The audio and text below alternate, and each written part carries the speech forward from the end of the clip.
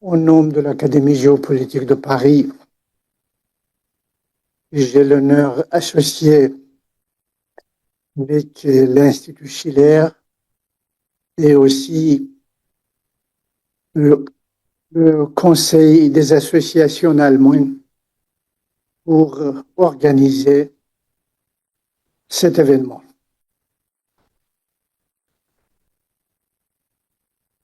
Votre présence témoigne de votre engagement à réfléchir ensemble à un ordre international plus juste, plus stable et véritablement inclusif.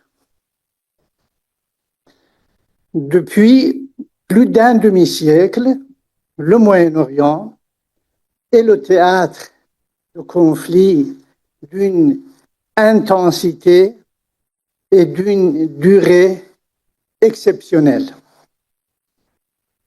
Depuis 1970, ces guerres en Syrie, au Yémen, en Palestine, au Kurdistan, en Israël et en Iran ont causé près de 4 millions de morts. Ces violations s'inscrivent dans une confrontation géopolitique polarisée. D'un côté, d'un axe occidental regroupant Israël, l'Arabie saoudite, les Émirats arabes unis et l'Égypte. De l'autre côté, un axe de résistance composé de l'Iran, la Syrie, le Hezbollah, les Houthis et le Hamas, souvent soutenu par la Russie. Entre les deux, des États comme la Turquie, le Qatar ou l'Irak tentent de préserver une autonomie relative souvent fragilisée.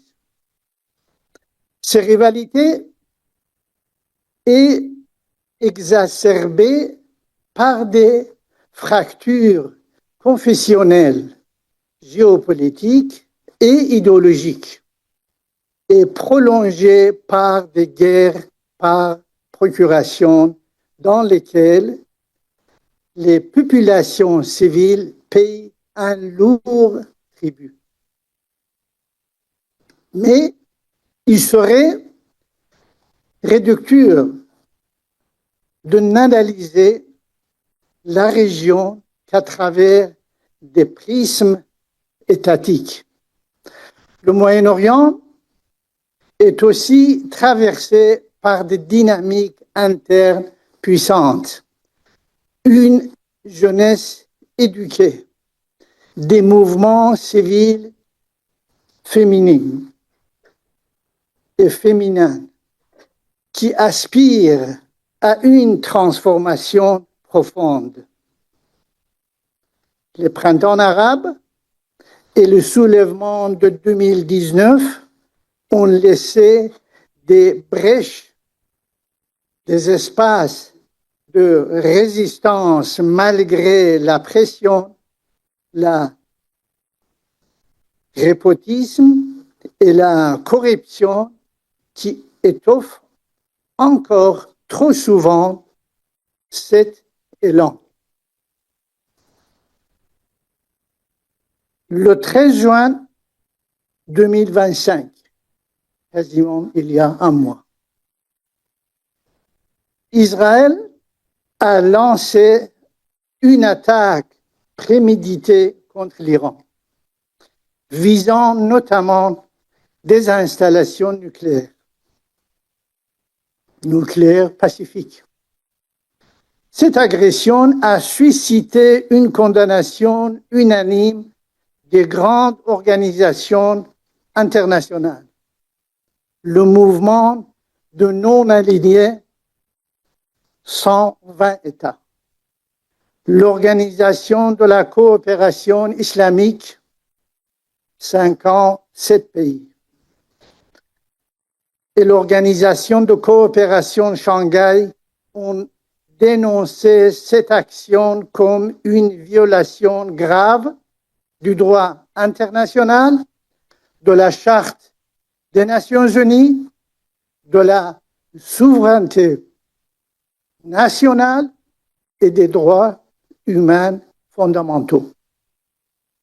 Ces frappes ont aussi été perçues comme une tentative de saboter les négociations diplomatiques en cours à Mascate entre l'Iran et les États-Unis pour relancer l'accord sur le nucléaire de 2015. Un collectif de juristes internationaux a publié une pétition dénonçant l'illégalité des attaques israéliennes et américaines.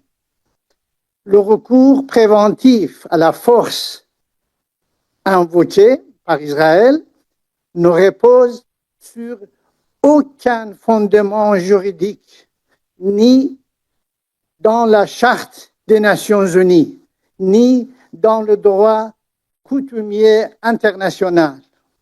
Pire encore, les frappes ciblant des installations nucléaires protégées et des infrastructures civiles violent le droit humanitaire, le droit nucléaire et le droit environnemental international, compromettant gravement les régimes de désarmement, de non-prolifération et de l'état de droit international. Face à ces violations flagrantes, l'Europe reste silencieuse, voire complice. Depuis octobre 2023, plus de 60 000 vies palestiniennes ont été perdues. En Iran, plus de 1000 morts ont été recensés en seulement 12 jours de frappe, certains visant même des prisons abritant des ressortissants européens ou des infrastructures civiles sensibles en violation manifeste du droit humanitaire international. L'Iran, dans sa réponse officielle, a invoqué l'article 51 de la Charte des Nations Unies pour faire valoir son droit à la légitimité défense, tout en appelant l'application de l'article 39 afin que les États agresseurs soient désignés et contraints à réparation. Cette escalade relève une vérité plus large. L'échec du multilatéralisme, les puissances extérieures ont contribué à l'instabilité régionale. L'Iran a renforcé un arc chiite par des alliances militaires non étatiques. La Turquie mène des interventions militaires pour asseoir ses ambitions régionales. Israël multiplie les frappes illégales sur la Syrie et Gaza. Les États-Unis, en retraitant relatif, ont laissé un vide comblé par la Russie et la Chine, désormais acteurs géopolitiques centraux dans la région. Les accords Abraham, en normalisant les relations israélo-arabes, ont marginalisé la cause palestinienne, réduite à une véritable géopolitique. Dans ce contexte, le droit international s'efface, la Charte des Nations Unies est fragilisée. Et le recours répété aux interventions unilatérales Serbie, Irak, Libye, Syrie, Ukraine alimente un ressentiment profond dans les sociétés du Sud. La Syrie est stabilisée au prix de l'intervention russe, est devenue un symbole de la faillite du multilatéralisme.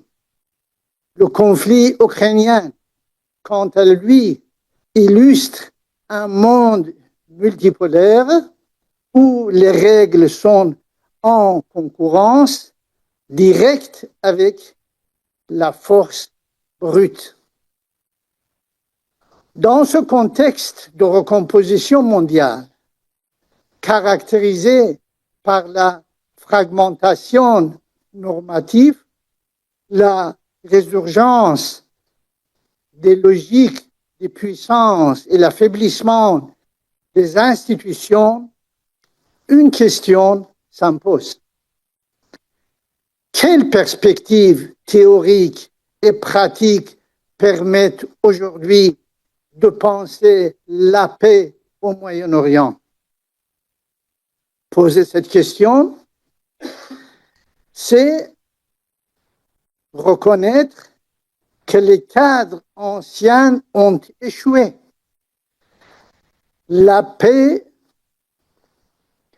ne se décrétera ni par les alliances militaires, ni par des bombardements dits préventifs, ni par des accords imposés d'en haut. La paix exige le droit international comme fondement inaliénable. La souveraineté des peuples sans double standard. L'inclusion de tous les acteurs régionaux, y compris l'Iran, dont la stabilité est essentielle. La multipolarité, si elle n'est pas encadrée dans des normes partagées, ne produira qu'un désordre chaotique. Il ne deviendra une chance pour la paix que si elle ouvre la voie à un équilibre coopératif et non conflictuel. Et surtout, ce sont les sociétés civiles, les jeunesses, les femmes au Moyen-Orient qui portent les germes de changement. Ce sont elles qui incarnent la paix à venir. Encore faut-il donner les moyens de l'exprimer. Le Moyen-Orient n'est pas un simple champ de bataille. Il est un miroir de l'état du monde. Ce qui s'y joue, nous encore, la sécurité énergétique, migratoire, terrorisme, rivalité de puissance. L'Iran, selon une formule célèbre, est un verrou géopolitique. Pas de paix sans l'Iran. Mais au-delà de ce verrou, c'est l'ensemble de systèmes régionaux qu'il faut repenser. Une architecture juste, inclusive, multilatérale, fondée sur la souveraineté et le droit. Nous ne devons plus instrumentaliser le droit humain, mais les défendre dans leur universalité. Nous ne devons plus tolérer l'injustice, mais construire des solidarités réelles. La paix au Moyen-Orient n'est pas une illusion, elle est une nécessité et surtout, elle est une